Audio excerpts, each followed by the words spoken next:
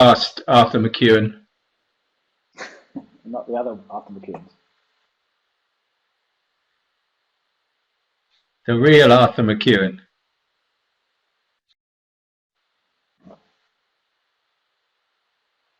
Okay, so well, welcome everyone. I'm delighted to announce the very first LAMSIG webinar presented by George Pickering, who many of you already know, but George was for many years the chair of the Management SIG committee. He is a coach, consultant, trainer, manager, and you'll have seen his name on many articles about ELT management. And without further ado, I'll hand over to George. If you want to respond or you have questions or comments as George presents, do so in the presenter chat window, which is below where my face is right now on your screen. And we'll hopefully, if we have time at the end, George will be able to pick up on any questions you have going through. But I'm going to bow out now and leave the floor to George. And welcome everyone. Yes, welcome everybody. Good morning, good afternoon, good evening, good middle of the night, depending upon where you are. It's a great pleasure to be doing this webinar. And you can see on the screen in front of you, you've got my name, you've got my email address, and you've also got the website of LAMSIG, Leadership and Management SIG. And I want to start by saying a very big thank you to Andy, the moderator, for sorting all this out. Anything that goes wrong is not Andy's fault, it's entirely mine. So thank you to you for coming along on a Thursday afternoon where I can imagine you've got lots of other things to do. And I hope over the next hour or so, we're going to discuss how managers can do research and why it's so important that more managers do research, and those of us that do it a little bit do it more often, and those of us that do it informally perhaps do it a little bit more formally. So this is the menu for the next hour or so. I'm going to start with a little story involving Sherlock Holmes and seeing what isn't there. Discuss what do we mean by management research, to give you a couple of examples of management research, then to try a bit of fast and dirty research on this call, to spend some time thinking about, well, why should we do management research, thinking about what are the conditions for doing it more regularly and effectively, and a very basic model for helping managers to do their own action research. So who are you? I think most of the names on the call are very familiar to me, and it's great we've got what I'd call a quality audience rather than a quantity one. And with a bit of help from Andy, we're going to ask you a very simple question about why you are on the call. Over to you, Andy.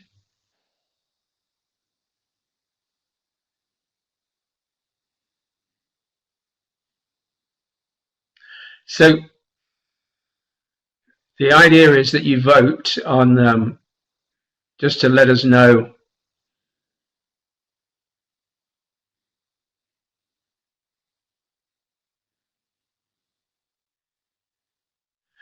and this is for me one of those tumbleweed moments. Okay, so most people then, it seems, well, everybody's interested in research because the fourth option was none of the above. And most people would actually be interested in encouraging themselves and others to do research. Okay, thank you very much for that little bit of feedback. I'm going to start by talking about Sherlock Holmes and one of his stories called Silver Blaze, which is actually a story about a racehorse that was disappeared, so to speak. And this is part of the dialogue between Inspector Gregory and Holmes. Gregory says, "Is there any point to which you want to draw my attention?" Holmes replied, "To the curious incident of the dog in the night." Gregory said, "The dog did nothing in the night." And Holmes said that was the curious incident. And it occurred to me not so long ago that having attended numerous conferences, both general ELT conferences and management conferences, that I found that if I summed it all up, there were very few examples of people presenting the results of their management research. And I know as someone who edits a newsletter, how difficult it is to get newsletter copy from people, from managers about their research. So it did strike me that, this was something that we could do something about, something that we could address. So the whole point of this talk is to encourage people, managers, to do research, so that we will have lots of barking managers at conferences in the future. And this was a question I posed at a conference, the English UK Management Conference in Bristol early this year. Are management researchers an endangered species? Because, as I've said, if you look at newsletters and journals, you'll find relatively few articles about management research. One of the reasons might well be, of course, that managers tend to have less time than they would like in their working lives, and therefore not perhaps time to do formal research. There's also perhaps in some cases a lack of resources. People don't know where to go for the resources they need. There's also the possibility that research for managers isn't sexy or managementy, if I can use that word. And in fact, I looked at some of the Bibles of ELT management. I looked at from teacher to manager, and managing in English language teaching. And in both cases, no mention is actually made of actual management research, even though there are certain activities in the book which point out managers finding out about things. The last point I want to make is that as I go from conference to conference, I also find increasingly a focus on teachers doing research, but not managers. And I feel it's time we redress that balance. Because I don't think there's ever been a greater need for management research. As someone said, we all live in the prison of our own ideas. And sometimes being a manager, particularly perhaps being a senior manager, can be quite a lonely occupation. And we really do need to be tapping into the ideas and the experiences of others to make ourselves and the organizations that we work for as effective as possible.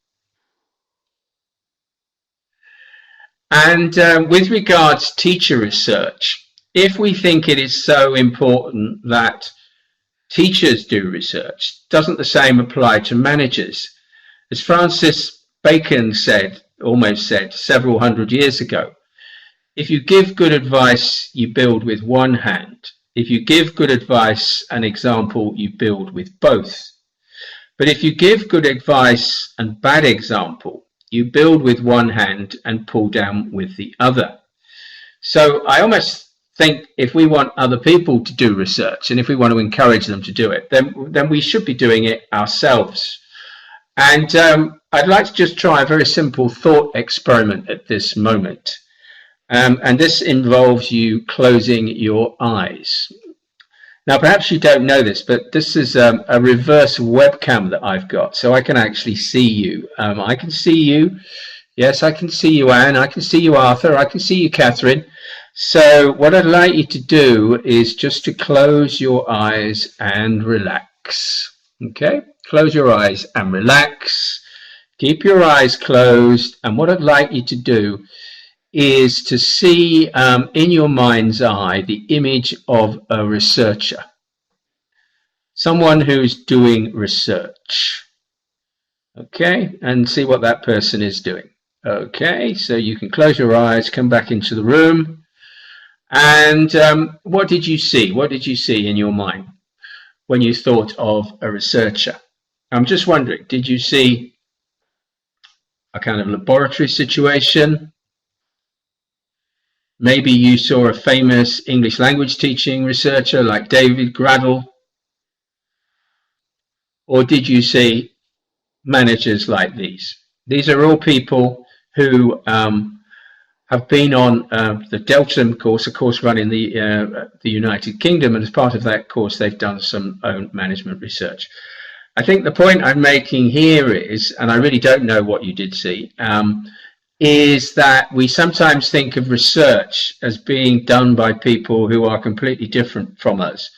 We sometimes think it's done by people who have research as a full-time occupation, when in fact research is something that can be done by people like you and I, and it doesn't take necessarily as long as we might imagine.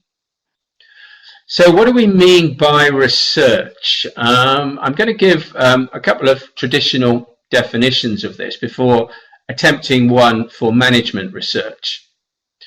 So Bass's definition here talks about research being systematic, critical, and self-critical inquiry which aims to contribute to the advancement of knowledge. And I particularly like the fact that it talks about being self-critical, perhaps about one's own performance and also about the way one carries out the research. But notice that the focus here is on the advancement of knowledge. Let's try another definition, which comes from Allwright and Hanks. And they're referring to practitioner research. As it says at the top, this is research carried out by teachers and managers rather than full-time researchers. And they say practitioner research involves two conceptually distinct processes: taking action for understanding and taking action for change. And notice the shift of emphasis here. It's not just research for research's sake, it's become research in order to transform the world in some way or another. And following on from that, we have the quotation from Allwright and Hanks seeking to define action research, where they say action research starts out with an intention to change in order to solve a problem or to introduce an innovation. So for me, when I'm talking about management research, I am particularly talking about that kind of research that leads to some form of action in order to transform the performance of managers and others, and to transform the performance of organizations.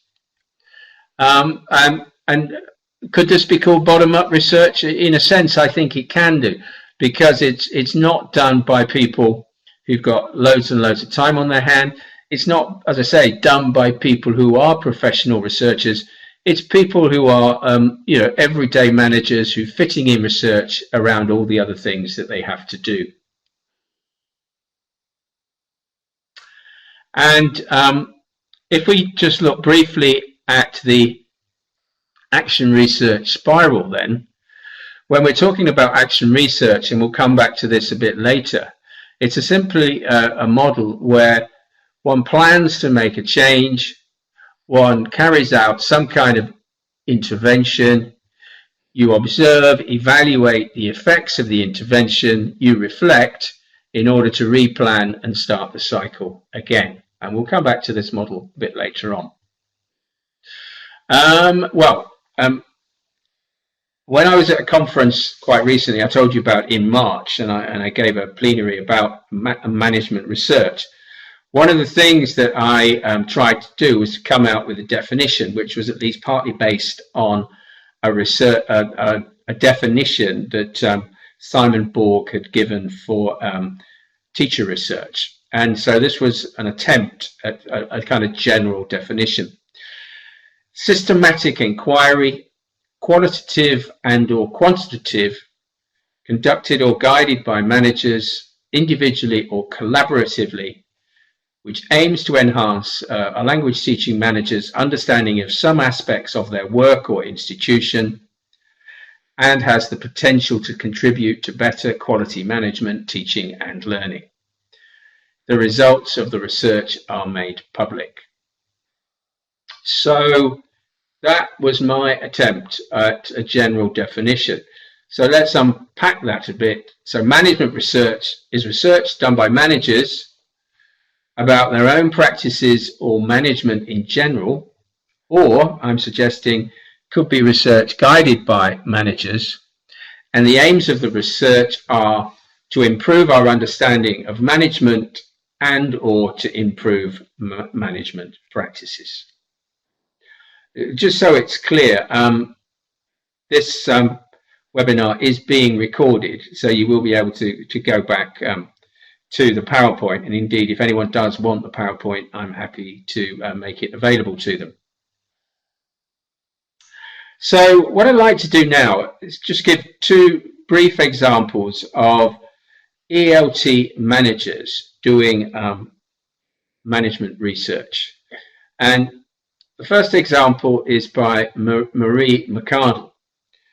And she went to a LAMSIG joint event with ACELS in Ireland a few years ago. And she presented at the conference her action research into developing a teacher appraisal system.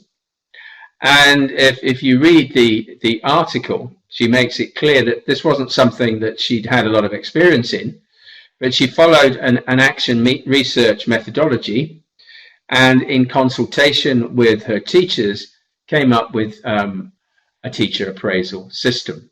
And in fact, her talk and her action research was written up in the Leadership and Management SIG newsletter. Another example comes from Keiko Sakui, and she did action research where she interviewed women managers in different parts of the world to find out from them how they had become managers and what they felt were the most important qualities for managers. And her action research was written up in ETP. And if you get to the end of the slideshow, which I sincerely do hope you get to the end of the slideshow, you will see the full reference there. So they're two short examples of ELT managers doing research.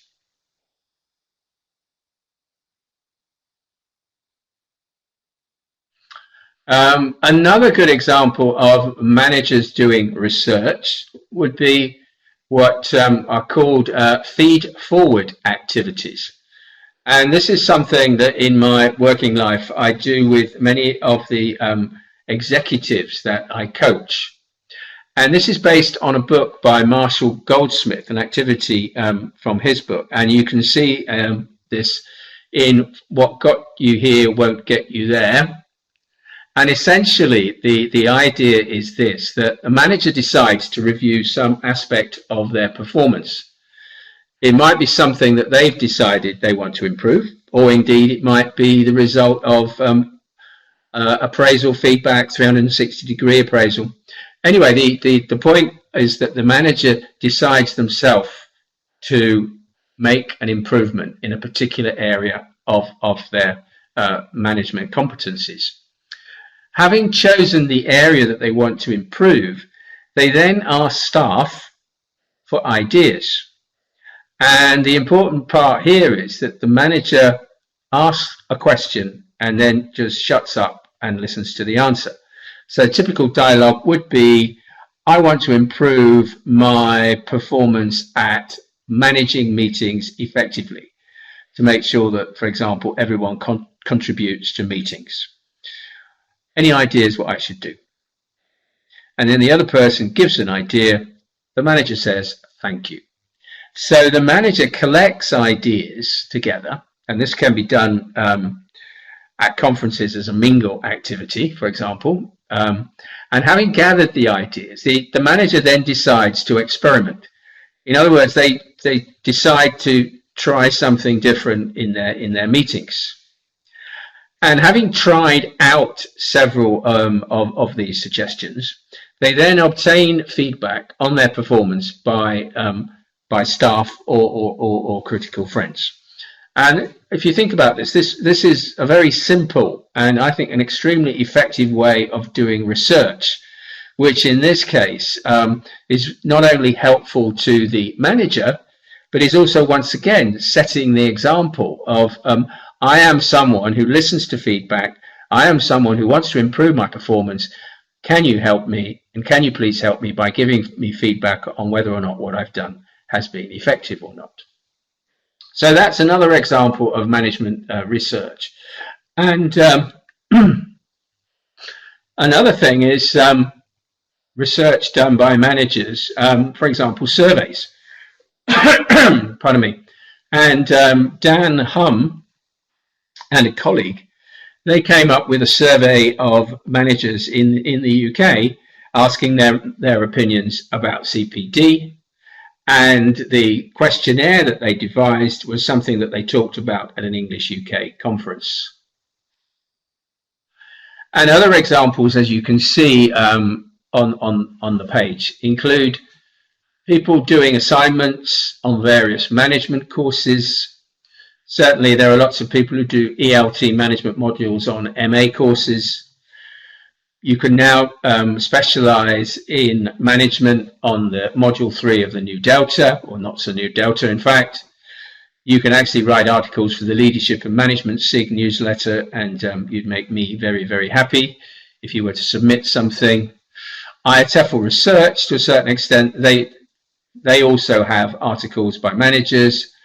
And I think we've seen a large number of publications in the recent past by the British Council, including, for example, one by Chris Tribble on managing change in ELT. So there is some management research going on, although, as I tried to indicate at the beginning, not as much as perhaps some of us would like. So, time for a bit of research. Over to you, Andy. We're going to do 2 quick polls. If you could pull down the first one.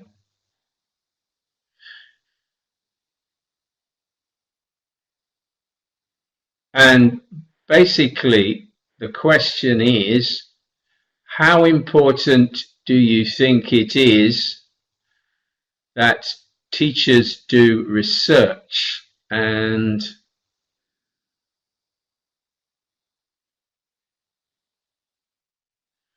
I'm guessing that from what I can see on the screen, I can see important. The one I can't see is very important.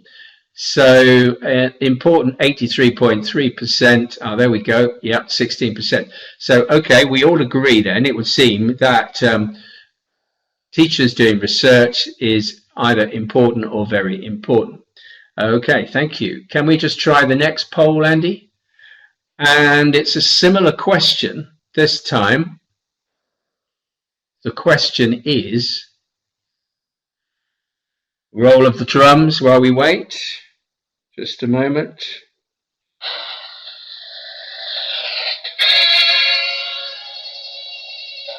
Right. So, yeah, once again, we're talking about important, very important. Thank you very much. With once again. Okay. Thank you very much for contributing. And what I'm now going to show in front of you is some research that Simon Borg did, which he wrote up in his book that he published in 2013 about teacher research, where he did actually ask managers, and you can see that the number was actually 237 managers there, whether they thought that research engagement by teachers actually had an impact on teaching quality. And in fact, it's interesting to note that probably about 60% agreed that research engagement and teaching quality were correlated. Intriguingly, he didn't ask the question whether or not managers thought management research was important. So, very quickly then, the benefits. I think it helps us to do better what we're already doing, because if you're a manager today, you've obviously got a certain number of feedback systems in place where you're getting feedback, I would suggest, from students, probably also from internal customers, for example, teachers and other staff. And I think if we established a framework for management research, this would help managers to do even better what they're doing at the moment. My next point is it is quite clearly a way of helping managers to develop themselves by, as the example I gave of a feed-forward activity, taking control of their own development and setting up systems for not only gathering evidence about their current performance, but ways in which they can improve that performance in the future. And as I've said already, it sets an excellent example to others. Oliver Goldsmith said, people seldom improve when they have no other model but themselves to copy. And in my imagination, I have this marvelous situation where it's just the managers who are going along and showing staff about the research that they have done. And within that framework, within that context, are inviting staff to do the same. There's a story I saw on the television, a program about Captain Cook, an early explorer. And in that, he had the problem of how do you get the crew to eat sauerkraut? Because sauerkraut was their way of getting vitamin C into the staff to avoid scurvy. And the fact was that it didn't taste very nice. So one of the things that Captain Cook initiated was that sauerkraut would be served at every meal that took place on the captain's table. So here are a couple of other reasons why I think management research is a good thing. It can help inform and guide institutional group data collection and analysis. That is to say, it helps managers to become aware of how they can be effective at gathering information, asking the right questions, and then analyzing the information they get. And of course, it's never been easier, I would suggest, to gather information through the use of online software, such as what you find in things like SurveyMonkey. This kind of research can provide evidence to external bodies that you are a learning organization, that you want to genuinely improve the way that you do things. And my last point is something that I'm going to mention quite briefly, and this is that it can aid decision making. Now, quite a few books have been written in the last few years which have had similar themes. These are just two of them. On your left, you can see Dr. Steve Peters, who's a psychiatrist, and he talks about the chimp paradox. And on the right, you see a book by Daniel Kahneman, who's a psychologist, and he talks about, as the title suggests, fast and slow thinking. Now, I don't know how this is going to work as a visual aid. Here we go. That was really impressive, wasn't it? You can see my two brains, yes? Really, what they're talking about are two mental systems. Dr. Steve Peters talks about the chimp paradox and talks about the fact that we have what we might call the emotional brain that helps us to make fast decisions, particularly ones when something is life-threatening. On the other hand, we need to have the sort of human mind for making more rational, longer-term thinking. Dr. Steve Peters is a man who obviously accepts challenges, because at the moment he's working with the England football team to help them be more successful in the World Cup. Very much what I'd call a rather challenging situation to be in. Daniel Kahneman, he talks about thinking fast and slow, and he makes the point that when we think, we often think very quickly based upon instinct, intuition, or we take longer about our thoughts.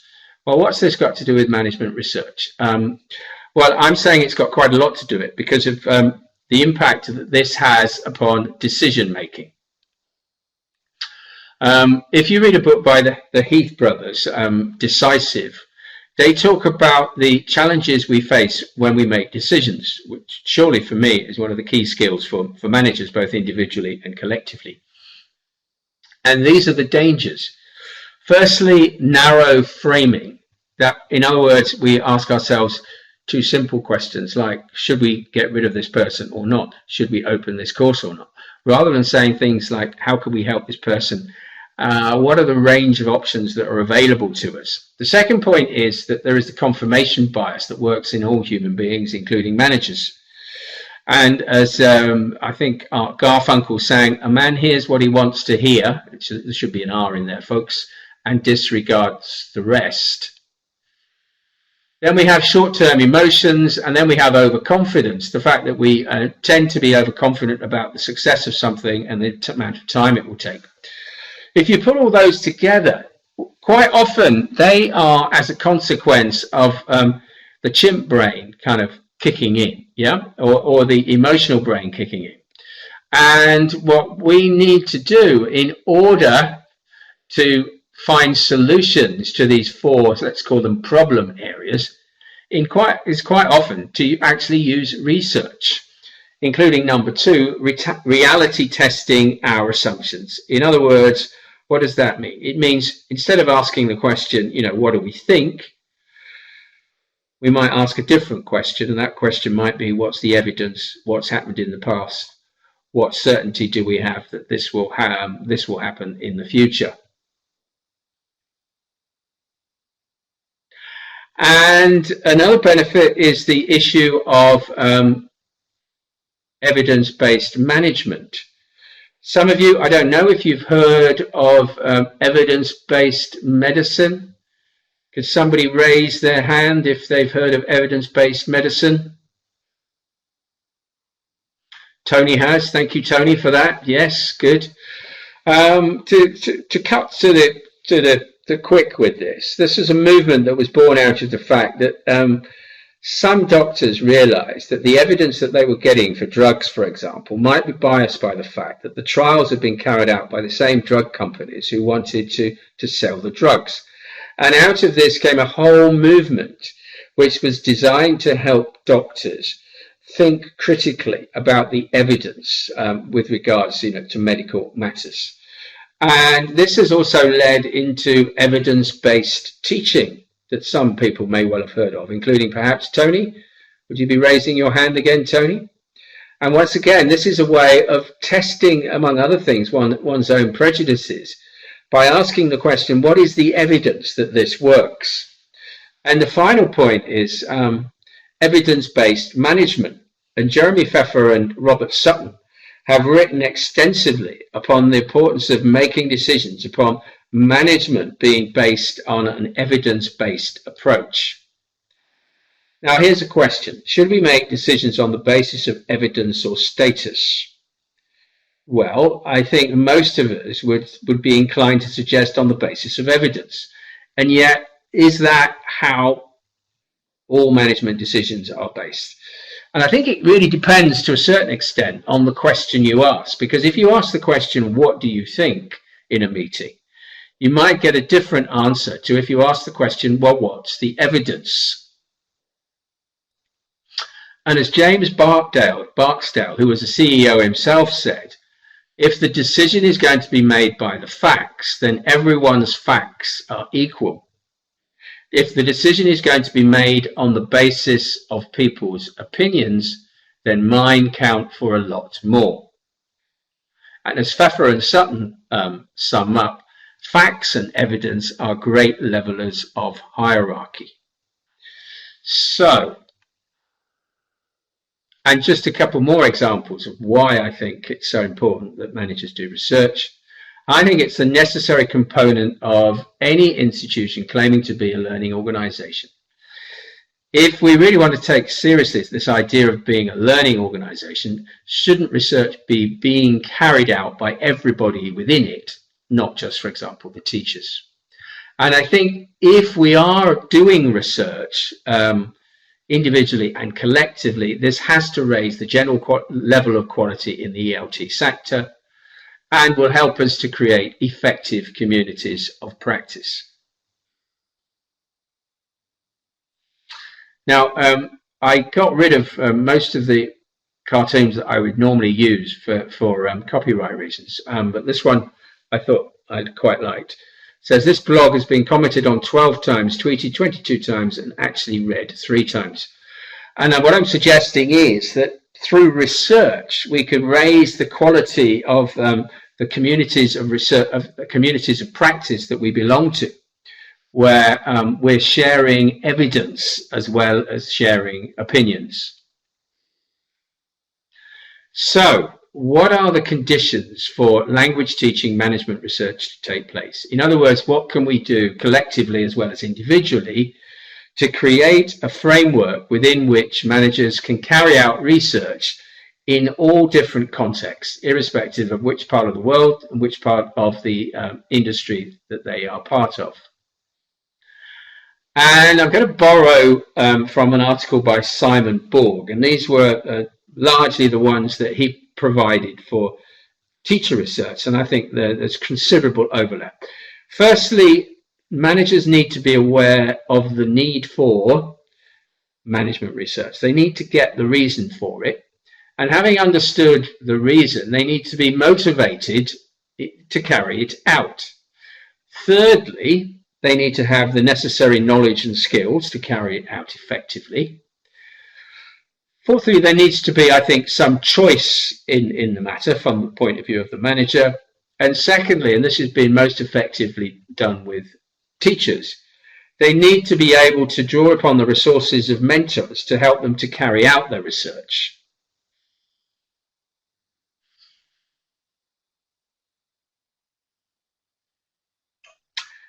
They need to be able to create the time to do management research, and I think this would suggest that they need to find time-efficient ways of doing research.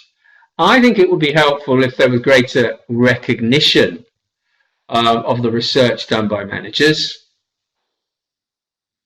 I think we ought to, or could, raise expectations.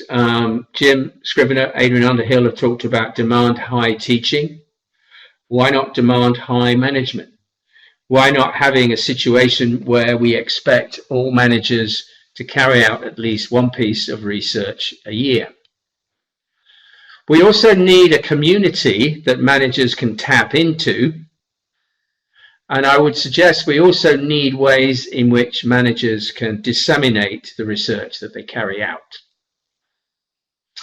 And so, in effect, we can turn those 10 conditions into questions that we might want to discuss and explore further. So how can we help managers become aware of the kind of research available to them? How can we encourage managers to be motivated to conduct research? How can we facilitate the acquisition by managers of the necessary knowledge and skills? How do we enable managers to have choice? How can we enable managers to receive mentoring when appropriate? And you carry on with the list, turning the statements into how questions. And for example, for each of these questions, we might brainstorm what the answers might be. For example, in terms of dissemination, can report back to colleagues on some research we've done. We can write an article for a newsletter, write a blog, speak at a future management conference. And this could take several forms. It could be a talk for an hour. It could be a talk for half an hour. In fact, it would be quite easy to arrange mini slots at conferences where managers talk briefly for 10 minutes, say, about a piece of research. We could also see if we could get another Elton, which was connected to management research. And we could do what many people are trying to do at the moment, including Josh, who's on the call at the moment, as well as Andy and myself, which is establish a community of practice within which managers can carry out research and share the fruits of their research with like-minded individuals. Okay. So I'm just moving on rather quickly there to the question of a working party. And so I'd just like to invite anybody who is on the call who would be interested in joining a group to explore how we could take forward management research. I'm not quite sure if you can write your name on the screen there, but if you'd like to send me an email, then we'll see if we can get together and take things forward. Another thing which I think will be extremely helpful for managers doing their own research is to create a directory of previous management research so that there is a simple list of research resources, including a list of past research. Okay, so what's your next move? We're 40 minutes past the hour, so I'd like to move on to action research for managers, and to invite you, while we're on the call, to just think about, is there an area that you would like to do some action research in? And having identified that area of practice, think of how you might collect information, devise a strategy for change, try out the strategy, and observe its effects. And these are the kinds of areas that you might want to think of. Quite clearly, anything that's part of the, your competencies as a manager in a particular job, you could take any one of them and talk about or think about how you might enhance your competency in that area. And by the way, I don't actually believe that this has to be a weakness. I think it makes a lot of sense to actually enhance your strengths so that you create a niche for yourself as an expert in a particular area. And as you can see in front of you, there's a broad range of areas that you might want to consider. And all of these might include ways of reviewing and improving your own performance, as well as improving particular school systems. So the first step then is to identify the area that you would like to improve, and then carry out basic action research procedure. And thank you very much for that, Andy. And these are the the basic steps in the cycle. I have to say there are a number of slightly different action research models, but all of them are very similar. So firstly, to ask yourself, well, why are you doing the research? Why is this research important to you? To explore what area you're going to investigate. So to think about what's the precise question you're going to ask. In other words, how can I da da da da. Think about what is the desired outcome of the research. Consider timing, how long you've got to carry out the research. Consider what resources you have to complete this research. To think about who can help you. Then to think about, well, what precise action, what intervention are you going to take? Think about how you're going to collect your data, your evidence, and then how are you going to report your findings? So 10 stages to go through. And thinking about the techniques, just a couple of points, of course. It's never been easier to record yourself or have yourself recorded than it is today. Very simple. For example, if you took the idea of improving your performance in meetings, very simple to set up a situation where somebody records you and so you've got a record of the meeting. And for example, in the same way as we think it's a very good idea to observe teachers on a regular basis, you could ask someone to observe you conducting the meeting, and that could be such a person as critical friend. And then also there are other ways in which you can get your data. You could interview other people, you could interview people in a focus group, or in fact you could use questionnaires. And as I said today, it's very simple to set a questionnaire up with SurveyMonkey, and they essentially do the analysis for you. So I hope at the moment, people on the call, if you're thinking of doing your own personal research, that model, that simple model, has given you some ideas about what you might want to do some research on and how to go about it. Can anybody put a hand up if they've got ideas of what they might want to do some research in? Anybody there? I've got a hand. Shirley, well done, Shirley. Martin, okay. Would someone like to put on the chat something that they'd like to do some further research in?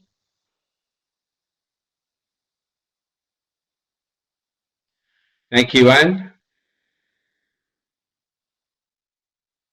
People are typing. Okay.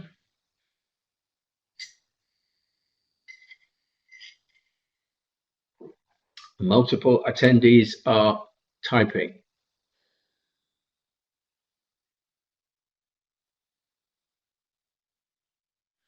Okay, interesting one. Yeah. So, Martin, what motivates staff to contribute to a learning organisation? So maybe, yeah. I don't know what you've got in mind, but we could, yeah, you could have focus groups. You could have structured interviews. You could do a survey there. Yeah. Okay, Shirley, interesting one. Motivating teachers to see beyond what they teach in the classroom. Aha. Okay. And Catherine is typing, I see.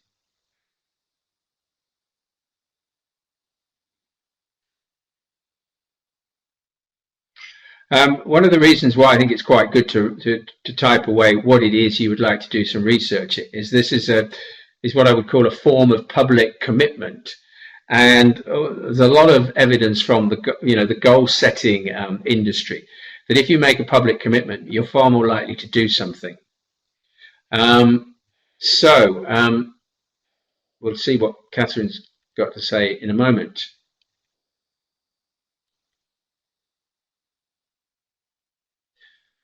Here's an example, just a very simple example. A manager said, I've been interested in the motivational aspects of my work, both regarding my own motivation and that of teachers. My meetings were becoming routine and some of my teachers seemed to find them boring. I read up about how to make meetings effective and asked colleagues to give me some ideas. I then decided to make some changes and introduce some new warmer activities at the start of the weekly academic meetings and rearrange the order of the agenda items over a 4-week period. After doing this, I gave the teachers a questionnaire to fill in to gauge their responses to the changes. Then I gave feedback to my colleagues in a senior management seminar. So there's an example of a piece of action research, and interesting that other people have already flagged up their interest in doing something on motivation. Sharing resources and people who could help you.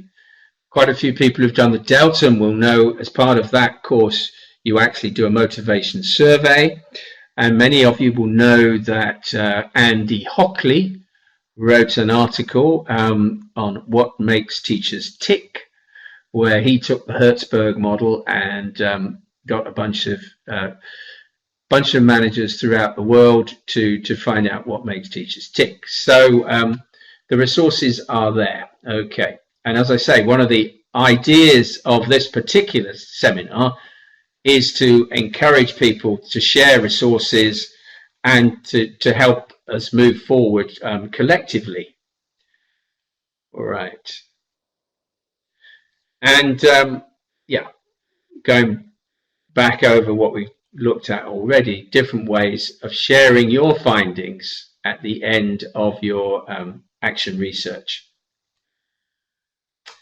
And I don't know how well you can see that there, but you can also come up with a simple planning tool where down here you've got the stages in the action plan, starting with planning, then reading, discussion, that's in other words getting background information, taking action, collecting your data, analyzing your data, writing up and concluding, and along the horizontal line you've got time frames. This could be week 1, week 2, week 3, week 4, week 5, week 6. And the point I want to make here is going back to the planning fallacy, that these things, like most things, do take more time than one actually imagines. So, wow, that was 49 minutes. 49 minutes seemed to be me talking. Yes, and as you can see there, Andy has shared a resource with you, which is where you can access his article, and in fact you can access it at the LAMSIG website. Excellent. What I've put on the screen in front of you are many of the books that I referred to, or articles that I referred to in the last 50 minutes, and I'll just keep that slide up there. And once again, highlight the fact that if you go to the LAMSIG website, you will see a small number of articles which are connected to management research. Okay, so questions, comments. Anybody like to write something? I can see Anne is in the business of writing.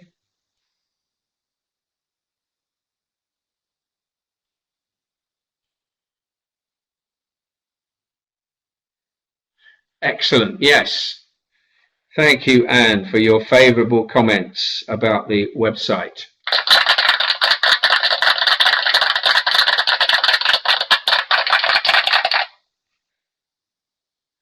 Any other questions? I'm interested to know if people are interested in going about, setting up a framework, setting up an ELT management directory.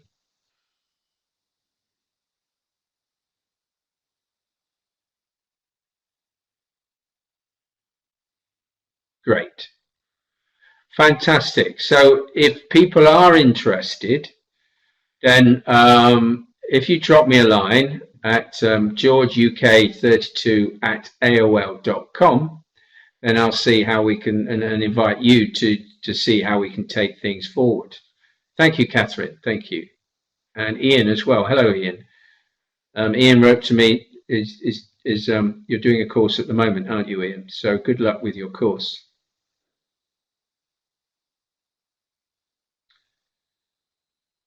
I'm just waiting to see if we can get any other comments coming through.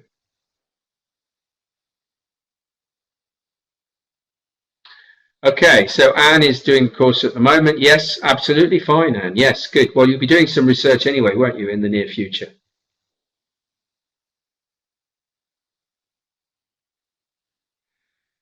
Excellent, good.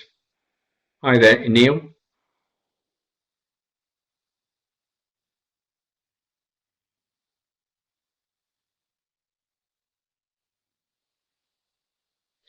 Thank you, Neil. Yes, excellent. Well, I hope what I've done is demystify management research a little bit, making it clear that it is very manageable, and to a certain extent, it's formalizing what we already do. And also that if we work together to create a community of practice where we can draw upon shared expertise and shared resources, we should make it easier for people in the future to carry out management research. Okay. I'm just going to pause to see if anybody else is writing. No. So I think I'll just move on to small changes and marginal gains. If you see those two sentences, it's time to eat, mother, and it's time to eat, mother. There's very little difference between the two. In fact, there's a comma, a pause, but the meaning is very different. I think if managers could just take the time to pause, reflect, and do research just a little bit more frequently than they do at the moment, I think this could lead to tremendous gains in terms of not only how we perform individually as managers, but how we perform at the organizational level. So I would just like to thank you all for coming along to this talk on a Thursday afternoon, when, as I said at the beginning, you're all very busy people. Thank you.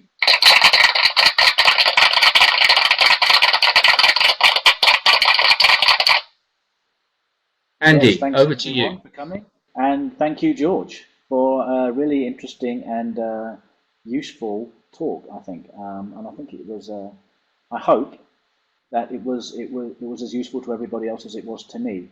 I do apologise for the slight, the fact that you couldn't see the chat window until halfway through when I realised that you couldn't see it. But hopefully it didn't impact your enjoyment of the talk. So thanks to everyone for coming, and again, thank you, George, for your time and for this really interesting presentation.